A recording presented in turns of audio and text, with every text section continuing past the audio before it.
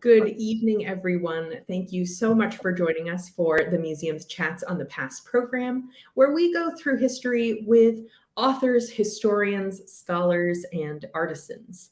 My name, as always, is Nicole Carpenter. I oversee the programs and the collections here at the Westport Museum. As always, we are excited to offer you this program free of charge, but we are so excited to be supported by all of you, and we ask that you do donate if you can. The museum is not supported by the state, the local government, or by the US kind of overarching government, except through very generous grant funding. So we do so appreciate your support and continued participation in our programs. This evening, we are joined by a couple of very special guests. And the first that I would like to bring on to introduce our speaker for this evening is our own executive director here at the Westport Museum, Ramin Ghaneshram. Thank you, Ramin. Thank you, Nicole. So the museum is so happy to welcome Meg Muckenhoupt is here today with us. She's a freelance writer and the author of Cabbage, A Global History, which is part of a wonderful series of history books to which I contributed Saffron, A Global History, and many, many other works written by Ms. Muckenhoupt. Her work has been featured in the Boston Globe, the Boston Phoenix, Boston Magazine, and the Time Out Boston Guide. Her book, Boston Gardens and Green Spaces by Union Park Press, is a Boston Globe Local Bestseller. So without further ado, Meg Muckenhoupt, thank you for being with us today. Thank you. Glad to be here and glad to talk about the truth about baked beans. If we can just go straight into the slides, I'll just click them up and we can get started. That'd be great. So, first of all, my name is Meg Muckenhoupt. I usually give a couple of disclaimers at the beginning of my historical talk because I find that everybody has their own experience. There are some people who grew up with certain food traditions in New England. There are other people who didn't. And I just want to say, I'm not going to cover everyone's experience. I'm not a professional historian. I'm a writer who traveled down a really long, really deep rabbit hole when I got interested in a couple of different questions having to do with how we think about food and why we think about food in a couple of different ways. So I'm not from here, which is a question I've been asked by people from time to time. Are you from here? Because you don't talk the way we do. I grew up in New Jersey. My family has been in New England off and on for a couple of hundred years, which is true of a lot of people. But I'm coming as an outsider. I'm coming as someone who's interrogating and investigating and trying to learn what is going on here from some things that don't look quite the way they did where I grew up. This entire book, The Truth About Baked Beans, started with two questions I had. And the first one was, why did people think of putting molasses into a pot of beans? When you look at other cuisines, pasta fagioli or dal or refried beans or beans from lots of other cultures, you don't find a lot of sugar in with them. In fact, you don't really find them at all until you get to the United States. You find them in Boston baked beans and barbecued beans. And I was curious about this partly because I grew up in New Jersey. I didn't grow up with baked beans. And as I looked into this question more and more, I came to a completely different question, which was, what is New England food? Is this a term we can actually use meaningfully in this day and age? Can you have a region that encompasses, the Stamford, New York train station and Madawaska, Maine, and make sense of the foodways in it and say that they're united by anything, either now or in the past? So that's where I started from. What is New England food? And part of what I was started from when thinking about New England food and questioning what it was I looked in my refrigerator.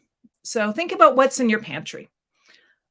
When I look in my refrigerator, when I look at the shelves I have of food, I see food from many different places. I see soy sauce, which originates in East Asia. I see exotic spices like turmeric and garam masala, which have their origins thousands of miles away, in both in India and in British interpretations of what Indian food was, which is an entirely different topic. I see salsa from the United States. I see taco makings. I see I see jars of beans. I see pasta from India. I see things from a lot of different regions of the United States. Sometimes we have fried chicken. Sometimes we have watermelon rind pickles. What I don't see is a lot of food that I could identify as New England sitting there. Tortilla chips are everywhere. Brown bread from a can really isn't. And I started thinking about what are U.S. regional foods. So in most of the United States, there are regional foods like gumbo or red beans and rice, if around New Orleans, fried chicken, biscuits and gravy, gooey butter cake, if you are from St. Louis, barbecue and chili, they're eaten at picnics, they're eaten at ball games, they're eaten at potlucks and church suppers. They're eaten on the street continuously by people. Try to go a block in New York City without passing by a pizza joint. There are poke balls from Hawaii. There are all sorts of different dishes that people argue about. Where do you find the best barbecue in North Carolina? Well, I think it's in the eastern part of the state. No, it's in the western part of the state where we don't have tomato sauce. There are foods that are part of the everyday fabric of life. You find them everywhere. Everyone knows where to get the best one. You can ask, taxi drivers, Uber drivers, people at bus stops, where do you get the best pie? Where do you get the best barbecue? Where do you get the best chicken? Where do you get the best burger? And people have an opinion about it. And I realized that I didn't know if any of my friends could tell me where to get the best baked beans around Boston. Where can you get the best switchel, if anybody knows what switchel is? Where do you get Indian pudding? And the reason I was asking myself about these foods is because I was looking at lists of what New England foods are and thinking to myself, when the last time was I had them? In my next slide, I'm going to just show you an example of one of these lists. This is from, I think this is AAA Magazine. I can't quite see on the slide list there. Yes, AAA Magazine, 10 Truly New England Foods. And here are just the first few ones on the list. Lobster rolls. Okay, in the summer in New England, you can get those at McDonald's. I think those qualify as something everybody knows about. People have opinions about where to get them. Fried clams. Okay, they're not everywhere, but I know about here around Boston, a place called Woodman's. There are a couple places in Ipswich, which is where people go for fried clams. Sure, that's something that people around here eat. Number 3, Indian pudding. When was the last time I ate Indian pudding? When was the last time I made Indian pudding? I cook quite a bit. I cook chocolate cake. I cook lasagna. I cook all kinds of things all the time. Do I make Indian pudding? No. When was the last time I saw it on a restaurant menu? Well, they used to have it at Durgan Park, but Durgan Park closed 2 years ago. I guess they have it in Union Oyster House, but that mostly serves tourists. Is that really New England food if people who live here don't eat it very much? Clam cakes and chowder. Clam chowder, sure, you can get that at the legal seafood at the airport. That must be New England food. But clam cakes, I guess they have those in Newport sometimes. I looked at these lists of what New England foods are, and I thought to myself, these are things that people don't eat very often. Why are they New England foods if people live in New England, don't actually eat them very much? And in particular, there have been articles about why don't New Englanders like New England cuisine, which made me think, who is deciding what is New England cuisine and why? If you're saying that a lot of things that people don't buy in the supermarket, don't find in restaurants, and don't eat at home is New England cuisine, is that really New England cuisine, or is that just something that we're showing to tourists to pretend that we have a cuisine? Or is there something else that people are eating all the time that's the actual New England cuisine? Why is this what we're presenting everywhere? Why is this what's coming up all the time? So to talk about this in particular, about how one food has been promoted, has become a food of New England, I'd like to talk with you about Boston baked beans, because that's what got me interested in the whole question of what New England food is in the first place.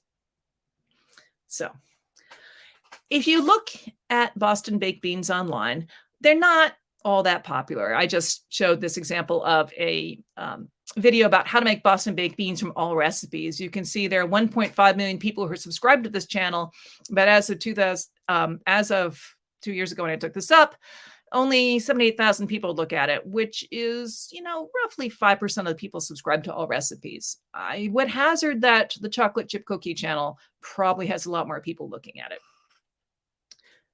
So, and I apologize for the typography on this slide, but the question is, how did we come to have baked beans? And so I started looking at histories of baked beans. Why did they molasses? How did they become popular? What is this all about?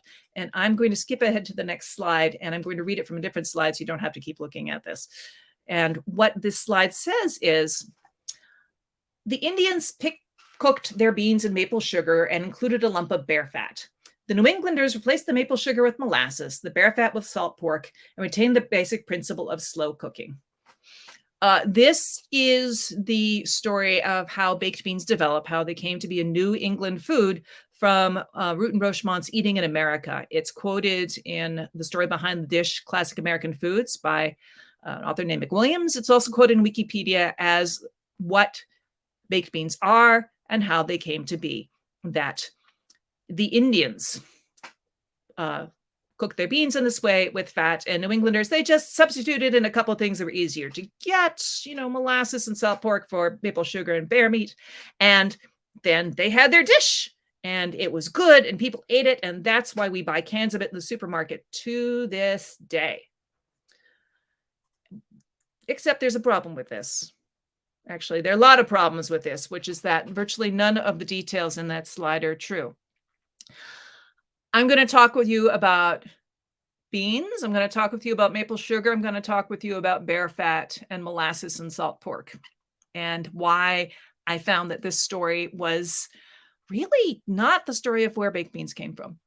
First of all, this is a picture of Vermont. How New Englandy can you get? Look, it's Vermont, not a clam in sight. Kind of hard to make chowder, but maple syrup, you've got it up the wazoo. The first sentence in that little story was the Indian cooked their beans in maple sugar. Maple sugar. Let's talk about sugar for a moment. And I'm not going to be crediting oral histories here per se, because the stories that I am talking about are stories that are told by and for the white historians, honestly. So I apologize if there are oral histories of the native peoples of New England. I am neglecting here. I would like to, make up for that at some point. But what you find when you look at written histories of people, the colonists who came to New England in 1620 and afterwards, is that sugar was a really valuable commodity. This was something that was scarce. This is something that was expensive. This was a commodity. The sweeteners were so important that, islands and islands in the Caribbean were colonized. People were enslaved and brought from Africa specifically to create sugar because there was so little of it. There is a record of a chief called, Robert Boyle, Massachusetts, talked about how there was sap boiled to make sugar in 1660. But before that, there isn't a heck of a lot of record by Europeans of there being any sugar around New England. In fact, the first honeybees were brought to the United States in 1630 to Virginia. And think about that for a moment.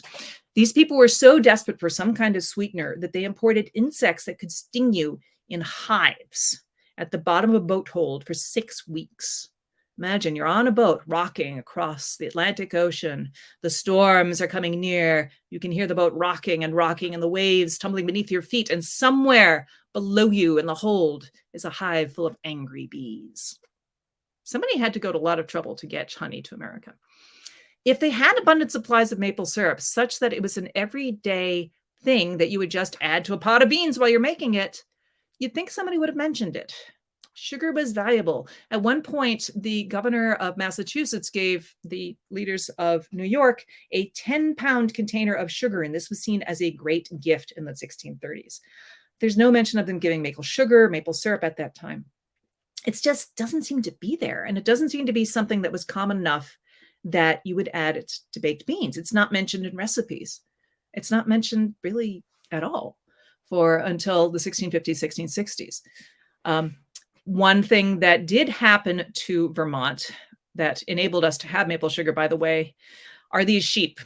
A lot of the maple trees in Vermont at this point that produce sugar maples are second growth forests that grew up after much of the pine lands, the hardwood forest, and the evergreen forests were chopped down to make room to grow merino sheep, which, as you can see, were very fat and grew very well on the pastures of Vermont that created this way. But, there just wasn't as much maple growing area in the 17th century as there is now. And there doesn't seem to have been as much maple syrup as there is now. There's a lot of contention about who started making maple syrup for colonist consumptions when in the northeastern United States. It seems to have been in full swing by the 1670s. It doesn't seem to have much of an industry in the 1620s when, colonists first arrived. And this seems to be enough of a controversy. I'm not going to go into it more, but let's just say it was not a common ingredient at the time. Okay. And here is the note from Roger Williams, who wrote to John Winthrop, thanking him for 10 pounds of sugar that Canonicus, who was a chief of a local Native American tribe, wanted, that he would be gladly accept a box of 8 or 10 pounds of sugar. And indeed, he told me he would thank Mr. Governor for a boxful. This doesn't sound like someone who has pounds of maple sugar lying around to throw in beans at his disposal. All right, next slide. Okay. What about the molasses and salt pork? Okay. So one of the main flavoring agents, in fact, almost the only flavoring agent of traditional Boston baked beans as listed in cookbooks, is molasses, and a lot of molasses.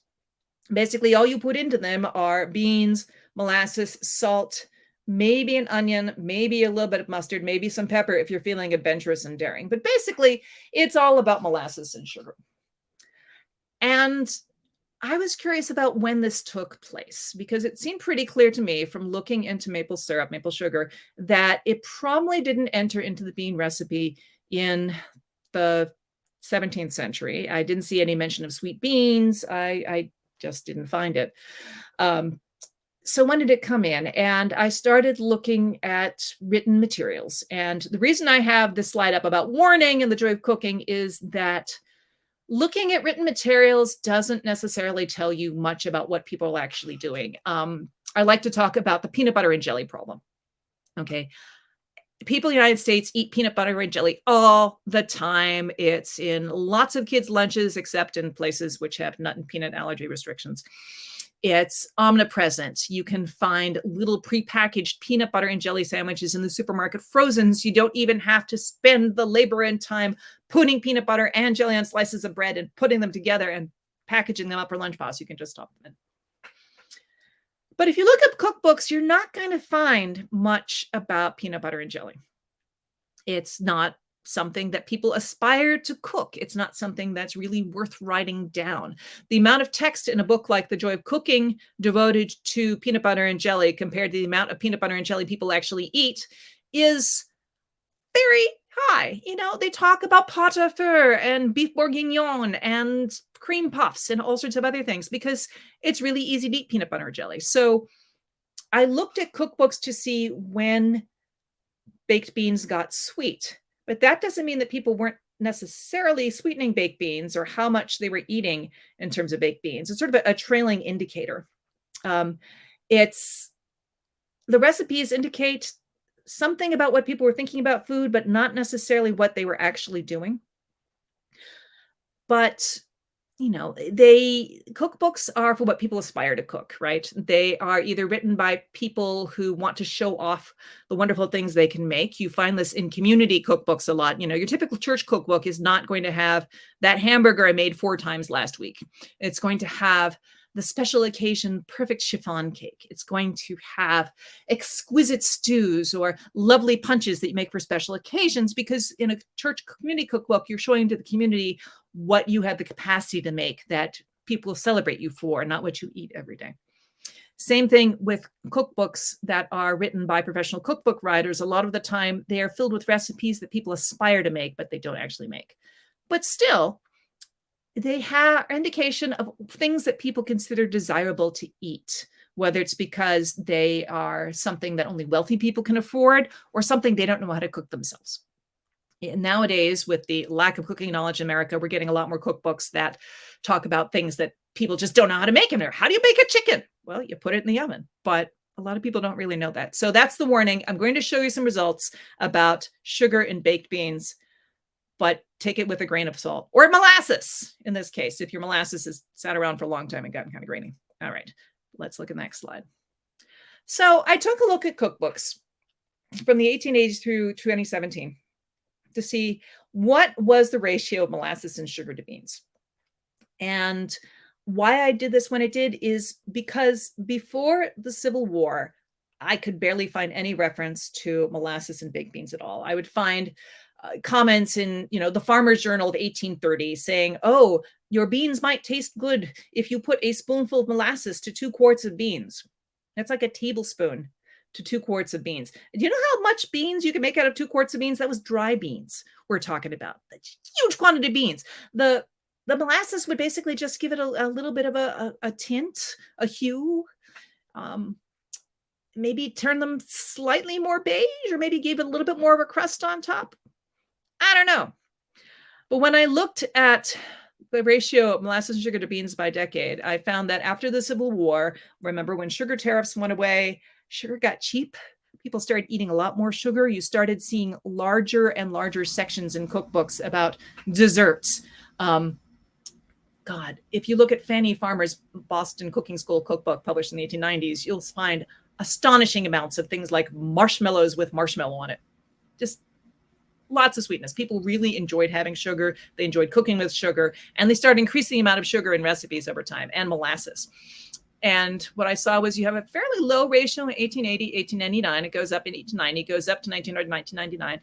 It goes down over the next decade, primarily because in the United States, you start having war years. There isn't as much sugar around during World War I. Roaring 20s goes up a bit. In the 30s, everyone needs more sugar in their lives. What else do you got to do? It's the Great Depression. Let's put some more sugar in things. War years again in the 1940s. And then I compare it to contemporary cookbooks because there are just too many cookbooks published between 1950 and 2000 to keep track of. Oh my God. You find that about a third of the weight of your dishes is sugar or molasses compared to beans, which is a lot.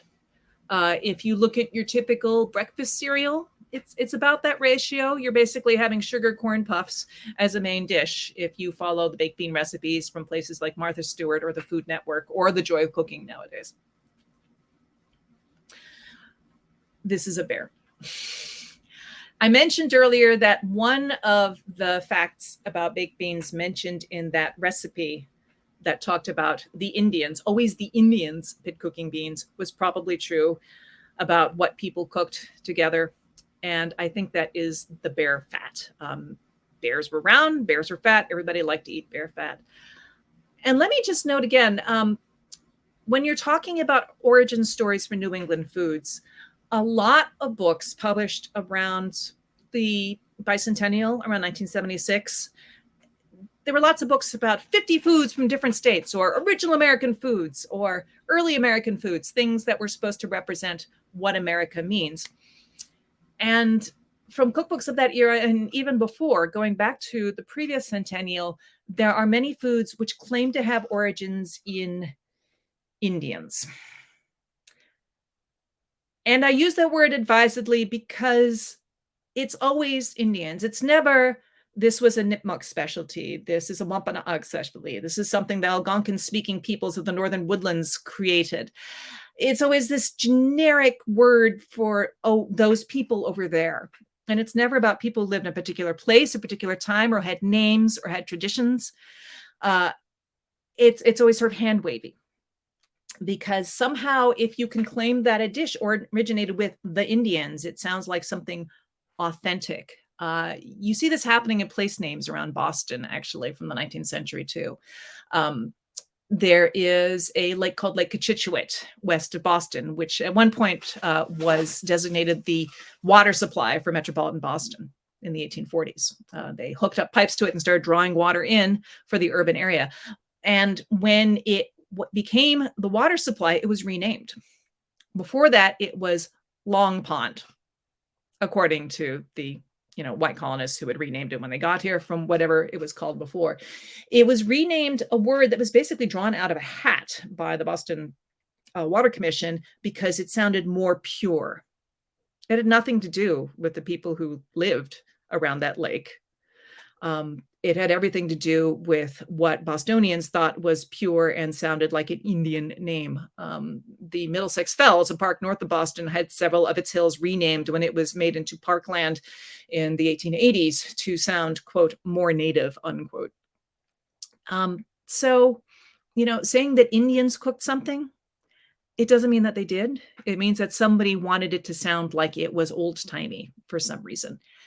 And with that, I'd like to talk about what New England meant to Americans in the to white Americans late 19th century. I'm going to show you a couple of slides of New England kitchens.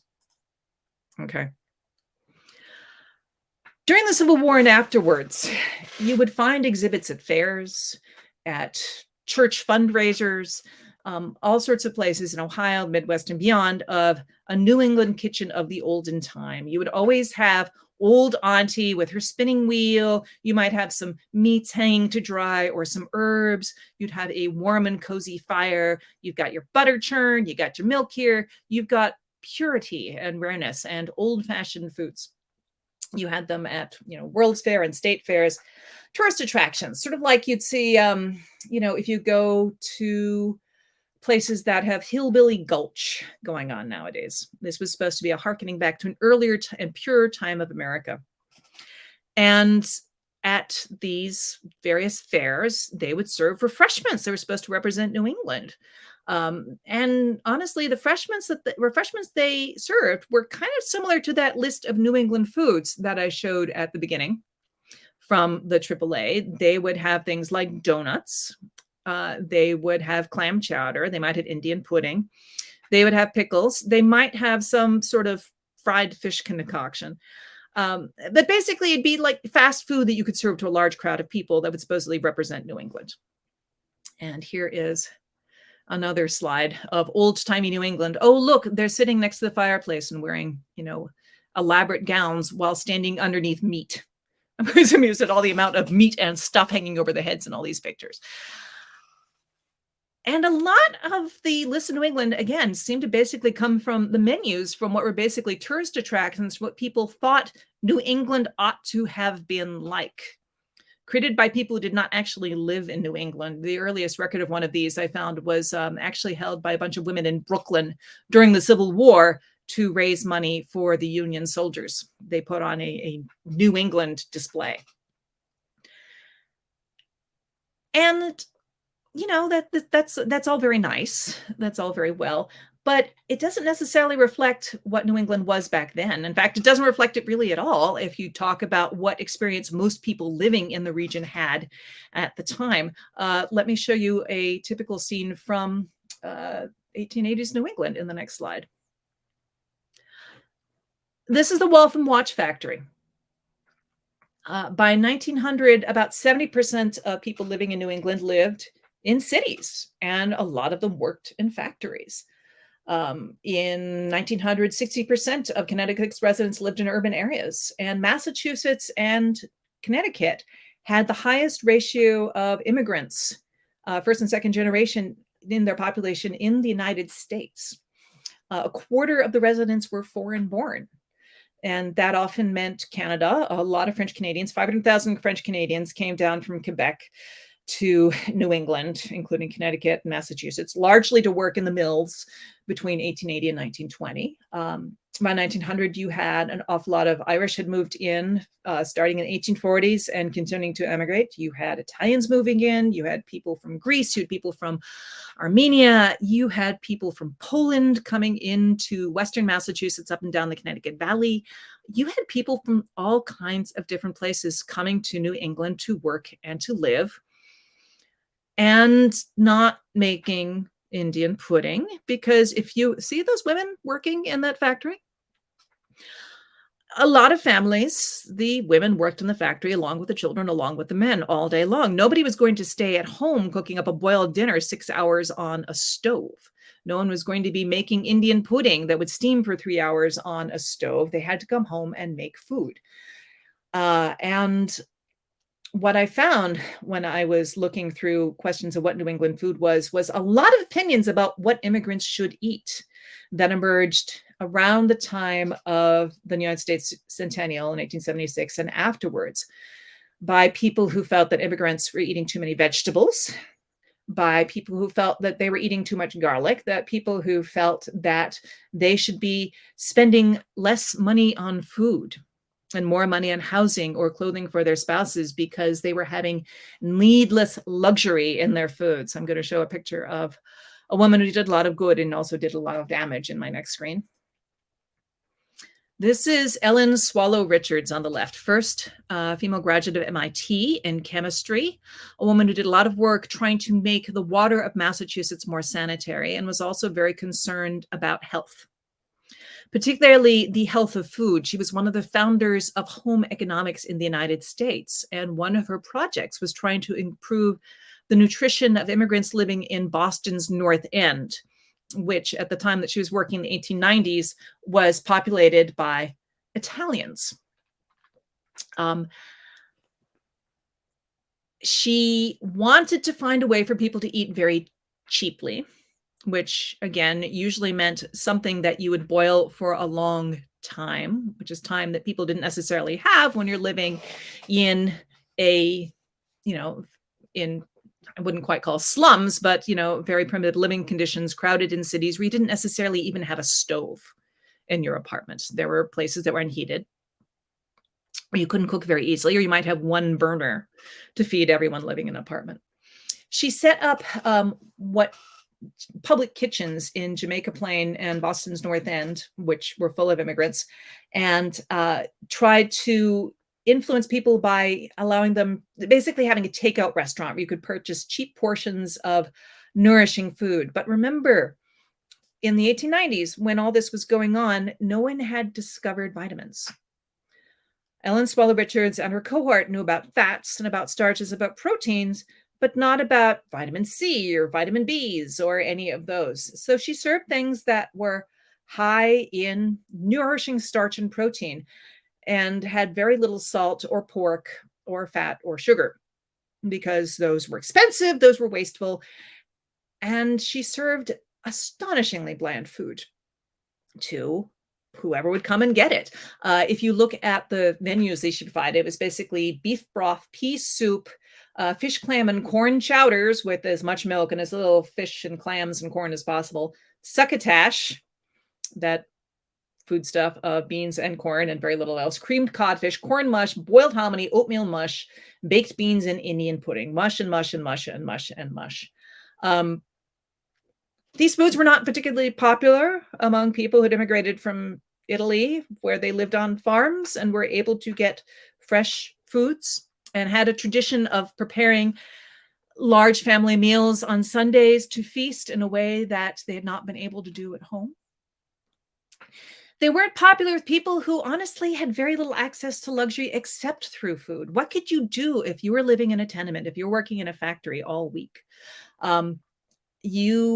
To have some fun, to have any sort of pleasure in your life. When you're crowded, when it's cold, when it's miserable, you can buy a piece of meat, a thick piece of meat that you might not be able to afford somewhere else, and you can fry it up and eat it, all of it by yourself. Ellen Swallow Richards didn't truck with this very much because she felt that people should live within their means. And there were a variety of people who agreed with her, many of whom were factory owners who didn't want to pay their workers more, enough to be healthy. But Ellen Swallow Richards also went on, again, as I said, to help found what is now American home economics. And if you look at the recipe books, at the lesson books from early home economists, 1910, 1920, 1930, you basically see a curriculum of how to cook New England food with white sauces, with things like succotash and cream clam chowder, and bland things that were seen to be nutritious at the time. Promoting New England food and this image of New England food as bland mush all over the country. It's astonishing what power this woman had and the people who followed her. So I talked a little bit about baked beans, about how the sugar seems to have been added very late and probably didn't originate with any of the cooking of the local peoples who lived in Massachusetts or Connecticut or possibly even Maine. I talked a little bit about images of immigration and the fact that the conception of what New England food is seem to have derived as much from fairground simplification and from Ellen Swallow Richards' impression of what should be healthy and what people should be eating as much as what people actually were eating. So my question, looking at the book and looking at New England, like, what actually is New England food? What do people actually eat here? Doesn't seem to be Indian pudding. Doesn't seem to be clam cakes for the most case, or Johnny cakes. Do you even know what Johnny cakes is? I do, because I read about this, but most people don't. It's something that's particular region of Rhode Island, which is, not the biggest state in the country. So here's one possibility for food for New England. And here's where we need to cue up that video for the next slide, please. Is available in all 50 states. The calamari comeback state of Rhode Island casts 1 vote for Bernie Sanders and 34 votes for the next president, Joe Biden. Okay, I'm going to go on to the next slide, please. Hi. Some of you may remember that wonderful slide, little video from the 2020 election from the Democratic Convention, where every state put forth a video of their nominations for president. Lots of people appreciated the talking about Rhode Island as a calamari comeback state. Like, calamari, it's a Rhode Island food, New England food. Calamari, it's squid. You can see one of the reactions to the idea of Rhode Island being the calamari comeback state from one particular Rhode Island columnist, which is that Rhode Island is the calamari comeback state because all the other fish are dead. New England's had a hard time with its seafood over the past 50 years. A lot of fish have gone functionally extinct or have extremely reduced populations now, partly because of bad international regulations, partly because of overfishing. Cod, just not around as much anymore. Lobsters seem to have evacuated the southern reaches of New England and are heading farther and farther north in Maine. And there's a lot of sign that as the oceans warm, the Gulf of Maine may not have a heck of a lot of lobsters in the future. They may continue going forth to Canada, in which case lobster rolls aren't going to be in the menu for a lot of people either. See, there's the lobster in the Maine license plate. Is that a New England food? I'm not sure. There are lobster rolls lots of places, but they're pretty expensive. How many people are going to pay $20 for a sandwich, which is what lobster rolls were costing last summer when I was in Maine, like so many other New Englanders. There are a lot of complaints when this particular license plate came out in Maine because, again, a lot of people can't afford lobster. You're living in inland Maine, you're not going to get a lobster a lot of the time. One person suggested that instead of a lobster, they put a giant mosquito on the license plate as something that most Mainers have intimate and direct contact with, if not a lobster. So maybe a lobster is a New England food because most people can't access it, unlike, say, hot dogs in Chicago. What else do we have? Well, when I was thinking through New England food, I came up with some ideas of foods that might actually define people in our region. And what I was thinking about was foods that are common, that you can find in a lot of different places, that are inexpensive enough that anybody can buy them, and that people have opinions about. And I'm not sure that all of these qualify, but here are some examples of things that came to my mind. Top left is whoopie pies. In Maine and much of Massachusetts, you can find them in gas stations, you can find them in convenience stores, you can find them in supermarkets, you can find them in drugstores. They're not that different from moon pies in the South, but you can get them in pumpkin this time of year. They're basically chocolate cake-like cookie-shaped objects with really sweet marshmallow stuff in the middle. So they also suit the sweet tooth that New Englanders have as well. We've got our Thanksgiving turkey.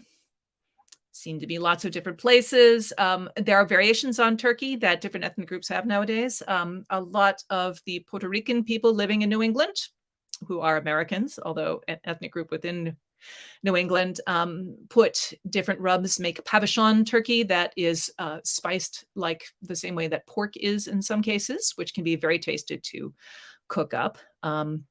There is a very large Latino population in New England, which is doing wonderful things with food, and I hope to see more of it going on.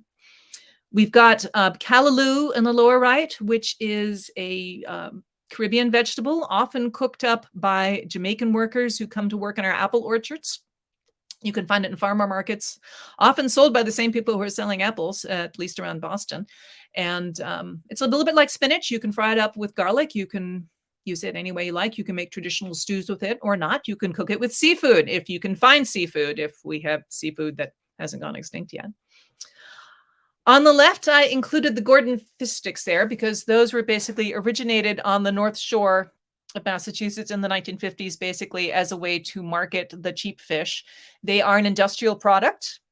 They are made for freezing and for reheating. They were introduced into school lunches with the help of the federal government. And in an era when nobody cooks at home, they are an expression of our devotion to convenience eating.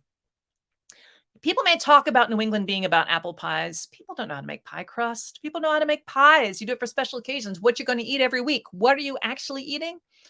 People are eating stuff like fish sticks, stuff that you can just put in your microwave. You can zap, you can heat it up. This is our cuisine. Are we proud of it? Maybe we should be. New England has been a very industrial, very urban area for a very long time. We're not going to have a lot of farm fresh stuff going on, particularly with a short growing season, and with most people living in cities, which has been true for a very long time. When you think about whose cuisine it is anyway, who owns this food, are you going to follow the farmers who make up a smaller and smaller percentage of the population and their food ways? Or are you going to follow what most of the people are doing, which is living in a city, driving to the grocery store, walking to the grocery store, buying things and heating it up? It may not be what you'd like to think of as cuisine. It may not be healthiest. It may not be the best for the planet, but it may be who we are. So in the middle, I put one of the most amazing of all artificial substances. You cannot make this at home, or at least you can, but it'll take you a lot of problems. Marshmallow fluff. It's never made in a home kitchen, as far as I know. It originated in Somerville, Massachusetts, essence of the city, one of the most densely populated areas in the United States, about 1910. It's yummy. It's delicious. There's a festival that is a testament to it every year in Somerville, Massachusetts, where the Flufferettes performed and sing songs, and they have fluff bowling and all manner of other things. And, you know, it's ingenuity. Somebody thought, okay, I can take a candy, but make it soft and something you can put on a sandwich and put it in a jar and sell it in a supermarket. That is New England ingenuity. That is our industrial imagination at work and showing us what food can be. And there was actually in the 1990s, a Cambridge city council member basically had his career destroyed when he objected to the fact that when children forgot their lunch at his child's elementary school, the school would give them a fluffernutter sandwich as a substitute. A fluffernutter sandwich, in case you are uninitiated in this culinary delight, is a sandwich made of peanut butter with marshmallow fluff, preferably in white bread. And if you cut the crusts off, ooh, it's just absolutely exquisite. And, you know, it's basically eating candy for lunch. You know, what's wrong with that? Well, the poor counselor thought there was something wrong with that, got laughed off the council, and has not shown his face again in politics since then. Fluff is a very powerful, powerful force in this world. I will go on to my next slide. So in closing, I could talk a little bit about why Boston is called Beantown, but, you know, basically it's a publicity campaign from around 1910. I'm going to show you a couple of slides from that just to show you the influence that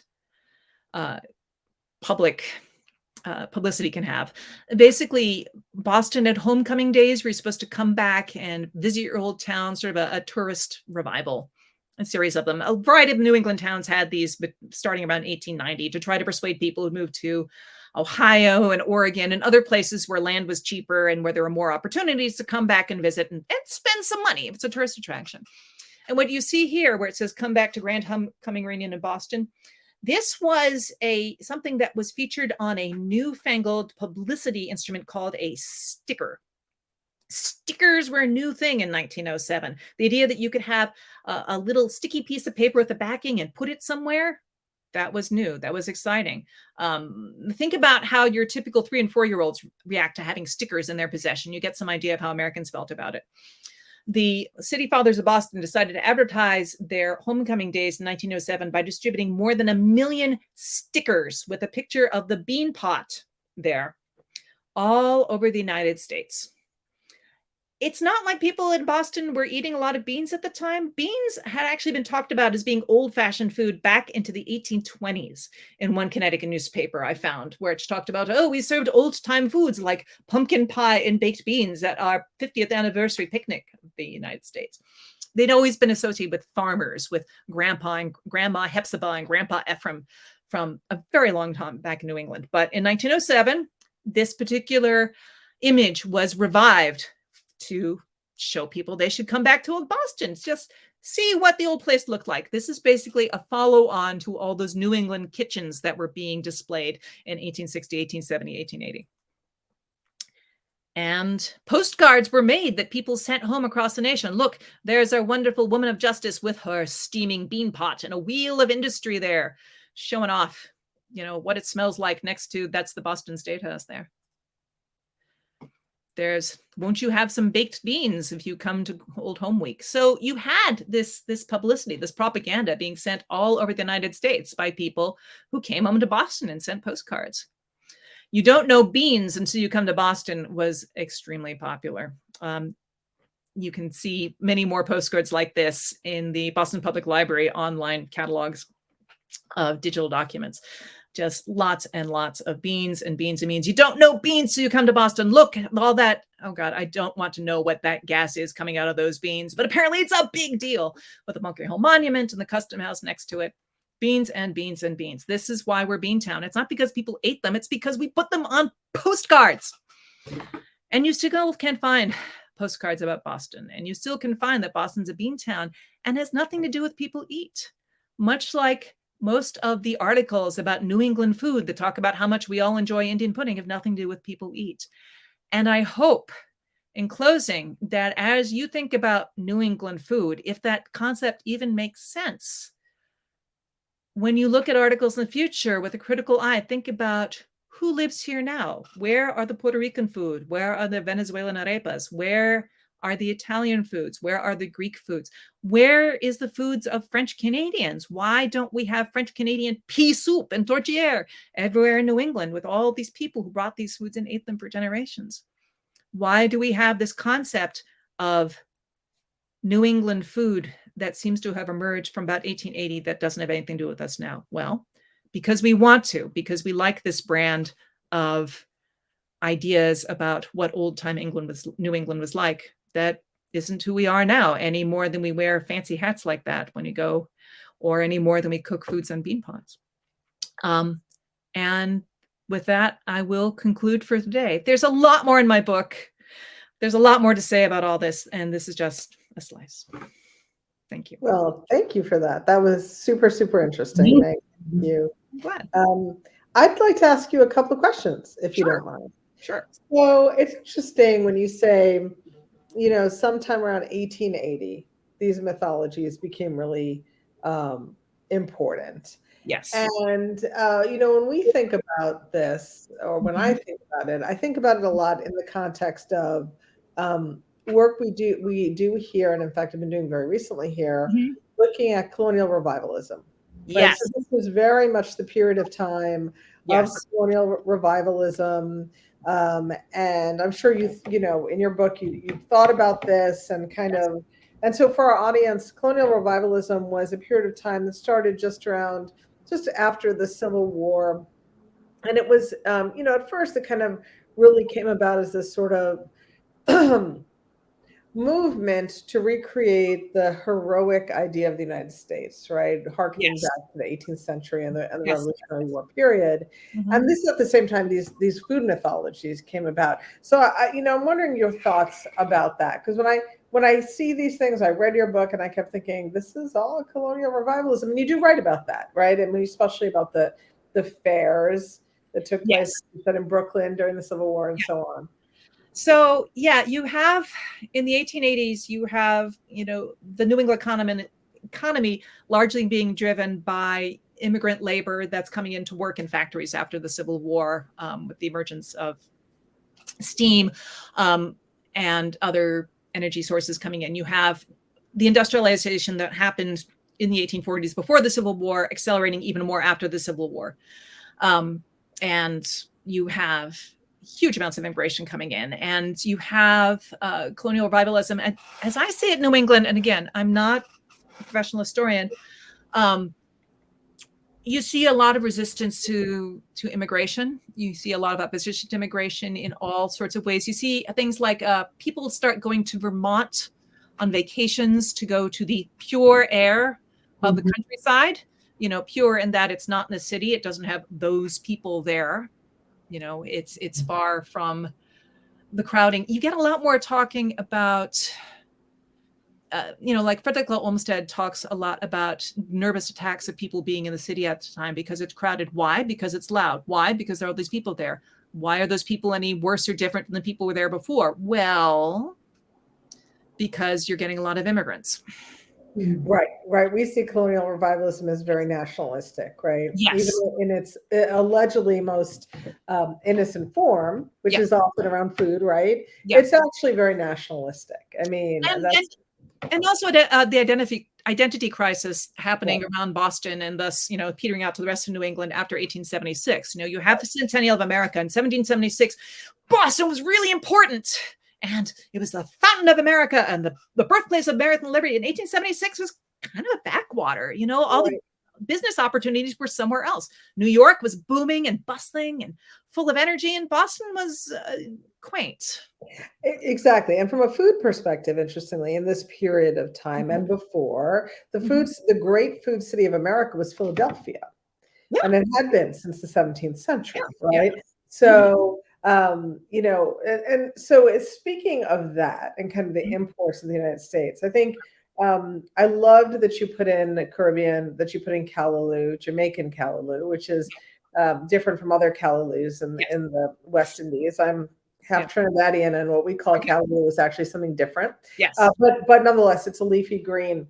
And when you put that in there, I start to think about something that I think about a lot, which I would love to have your opinion on in terms of the research you did for your book. Okay. Which is that, in fact, in this great period of nostalgia in the 17th century, the 18th century, even the early 19th century, the import of foods from the Caribbean, all these spices, nutmeg and cinnamon, and even curry, right? Curry was very common in 18th century America. Yellow clay, as part of that trade triangle.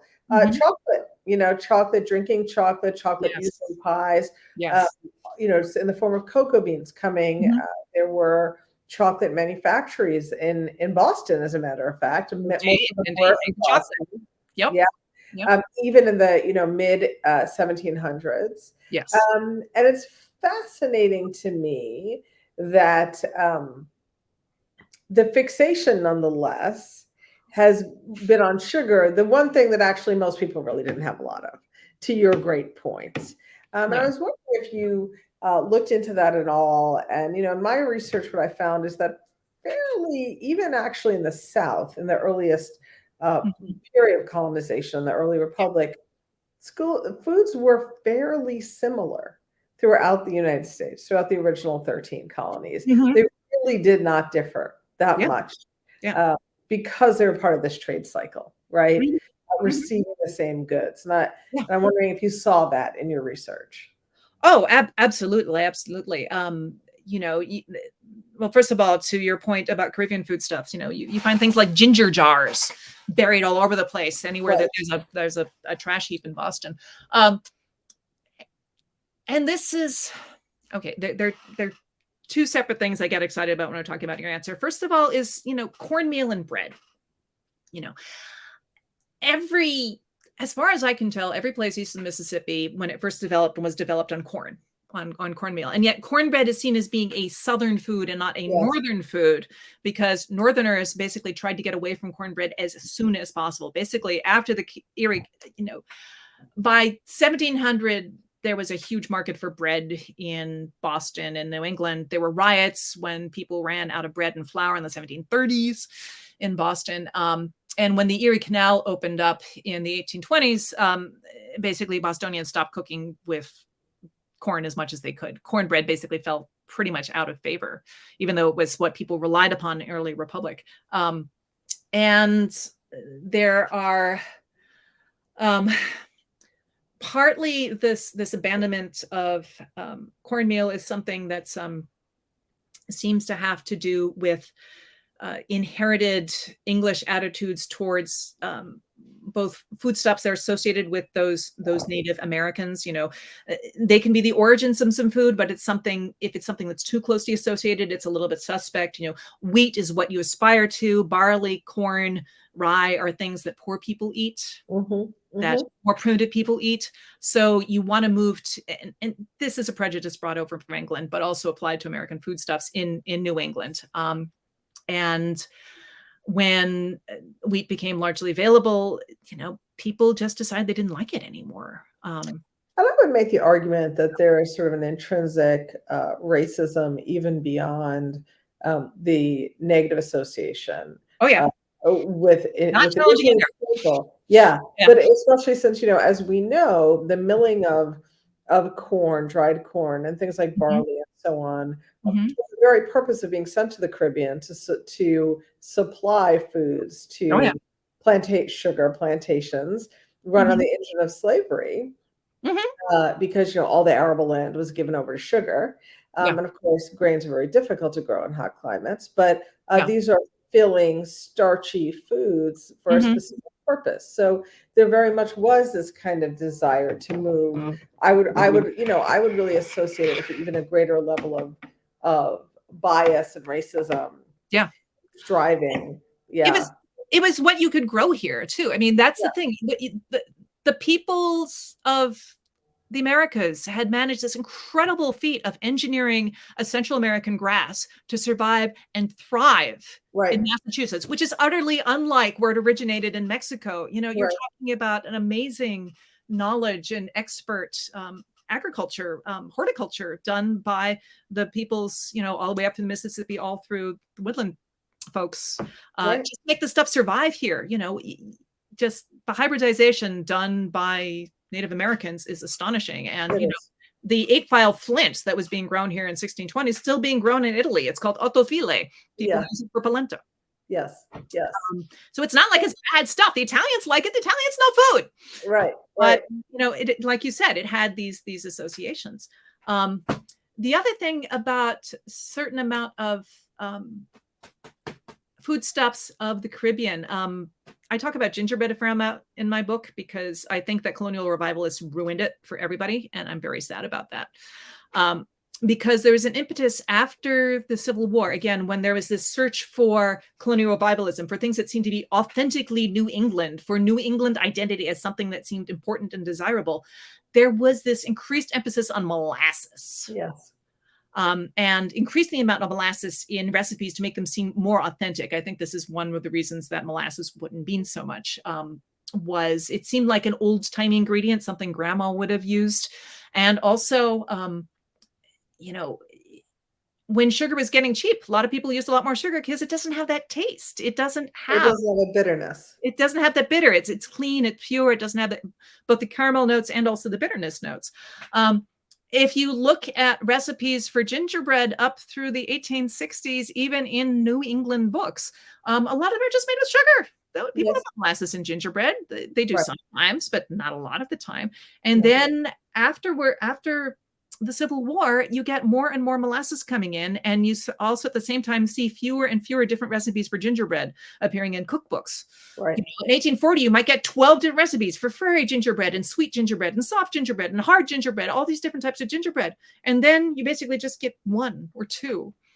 Probably because people didn't like it when it was made with molasses as much. At least that's my hypothesis, because I also am not entirely fond of molasses.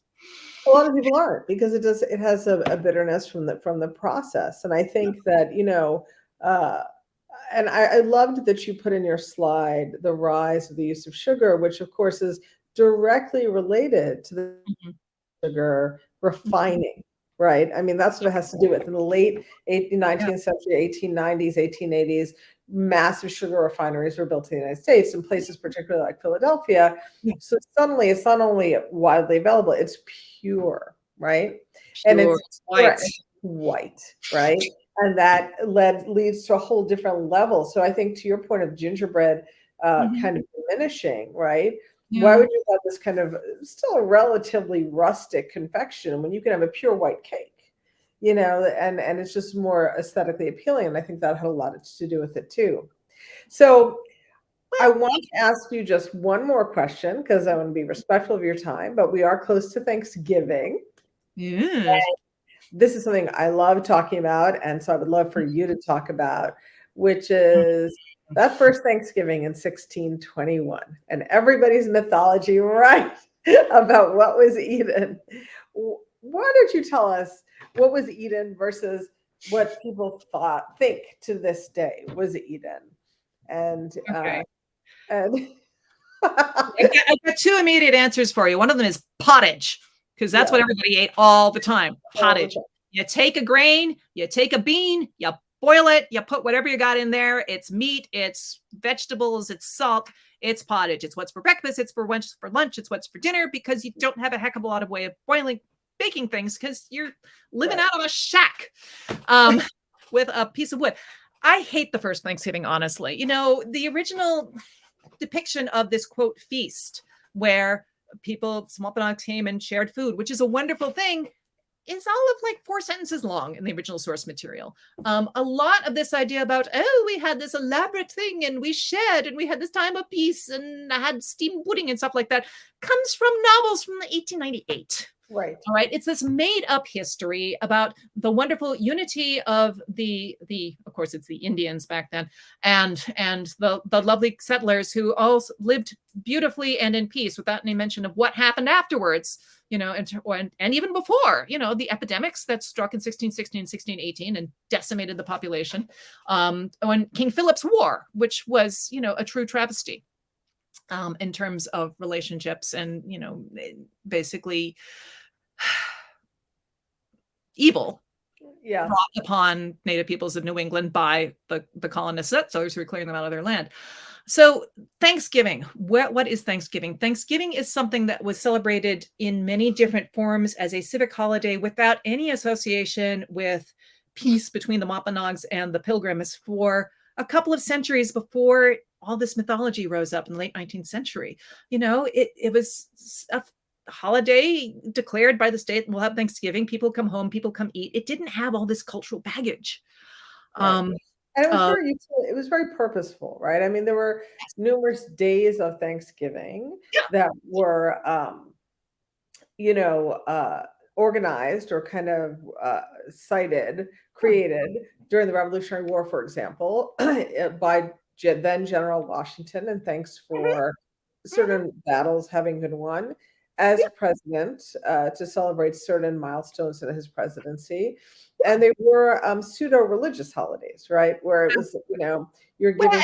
they would kind of, how much it was religious and how much it was food in your family kind of tip back and forth. Yeah, and by the time, to your point, in the around the Civil War, it became, a national holiday by Lincoln at the urging of, oh my gosh, I forgot her name. Sarah Josepha Hale. Josepha Hale, right? Who, of course, started Godey's Ladies book. So, but you're right. The source material is so limited. It does say that a lot of venison was eaten, brought by the Wampanoag, men. We don't really hear about women being there in this event. Nope.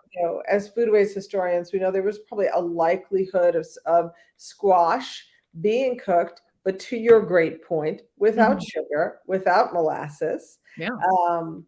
Corn, as you rightly have said, and in a pottage or a mush of some kind. So it is quite the fascinating. Well, I often think of Thanksgiving, the idea of Thanksgiving, as the ultimate, New England food mythology, right? Yes, in many ways, yeah. And I'd like to tease it apart from this first Thanksgiving idea so we can return it to being something that everyone can participate in as a secular holiday that doesn't have this racial tinge to it. Right, right. I want to tease it apart. I want us to reclaim it. I would agree with you. So this is my last question for you. I loved reading your book. I happen to think, because of my own background, that Historic Foodways is a great introduction to history. It's a great way to get people to start getting excited about the truth about history, right? The truth about baked beans is really a truth about how we see ourselves as New Englanders and how we want ourselves to be seen by others as New Englanders. Almost as sort of, as you said, the cradle of Americanism, or the cradle of the revolution. What made you interested in this mythology of food? Just starting with that, oh, the Indians gave us baked beans thing, and realizing, wait a minute, it's who are these Indians? What do you mean by Indian? Who was cooking this stuff and why? Just that there are these. I talked with Sandra Oliver once, who is a marvelous author and food historian. I love her Mystic Foodways book. And she introduced me to the term fake lore, which is food lore that sounds right, but is fake and is repeated over and over and over again. And the story about baked beans, it just bothered me, just like the stories about, there were so many lobsters around that the apprentices mutinied and they outlawed lobster. You couldn't serve it more than 3 times a week, which is never connected to a particular time or a particular place or a particular town, because it's not true. It's a nice story. And the story about the Indians, I tried tracing down who were these Indians? Did they have names? Did they live somewhere? How did they share this? Did they have potlucks with the Pilgrims? How did this recipe get traded? And the more I looked into it, the more I realized that there wasn't any evidence for this version at all, that it just vaporized. I couldn't put my fingers on it. It just wasn't there. Right. So trying to get down to, what was actually happening? Why are we telling these stories? Where did they come from? What's the origin? That's what got me fascinated, because this is a story we're still telling to people outside the region about what New England is and what it means, and who lives here through food. And why are you supposed to come here? Why are you supposed to pay any attention to the Berkshires or to the White Mountains or to Vermont or to Connecticut at all? Right. And it can't just be because we had white people cooking mush here in 1760. We're more than that. Right. We always have been. We have had lots of different kinds of people here, and we still do. And I wish we would celebrate that more in all ways, including in food ways. Well said. So now, what are you working on now? What's next for you before we say goodbye? Yes. Back again. I'm looking right now. I'm looking into food cravings and cultural influences on that. What people feel is appropriate to eat, and where that ideas come. Where this idea comes about why people crave foods, because it doesn't seem to have anything to do with nutrition, like at all. Fascinating. That chocolate says magnesium. It's just not true. It's not true. Well, that's amazing. We look forward to that book when it comes out. Thank you. I want to thank you, Meg, so much for being here with us. And everybody, go get this book. It's a great Thanksgiving gift, The Truth About Baked Beans by Meg Muckenhoupt. Thank you for keeping company with us this afternoon. Thank you for having me. It's been a delight. Thank you. Thank you all. Thank you so much.